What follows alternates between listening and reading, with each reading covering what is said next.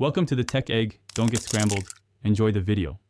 In this video, I will explain how to add the Relative Strength Index, or RSI, to your TradingView charts. First, open any chart on TradingView. Then, locate and click the Indicators button at the top. In the search bar, type RSI and choose the Relative Strength Index from the results. It will instantly appear on your chart, ready for analysis. Once RSI is on your chart, you can customize its settings. Double-click the indicator line to open its properties. Here, you can adjust the RSI length, with 14 being a common default. You can also modify the overbought and oversold levels, often set at 70 and 30, respectively. Feel free to change colors and line styles to suit your preferences. Interpreting RSI signals is key for trading decisions.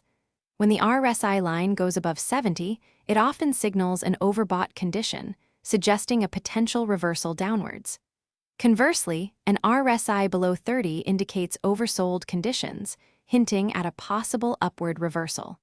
Also, watch for divergences, where price and RSI move in opposite directions, which can be powerful signals. For advanced usage, RSI can help identify trend strength. A strong trend often keeps RSI in its upper or lower ranges. You can also use RSI to spot potential support and resistance levels within its own window. Combining RSI with other tools, like moving averages, can provide stronger confirmation for your trades. Always practice new strategies on a demo account before using real capital. Thanks for watching. Consider subscribing if I helped unscramble your problems.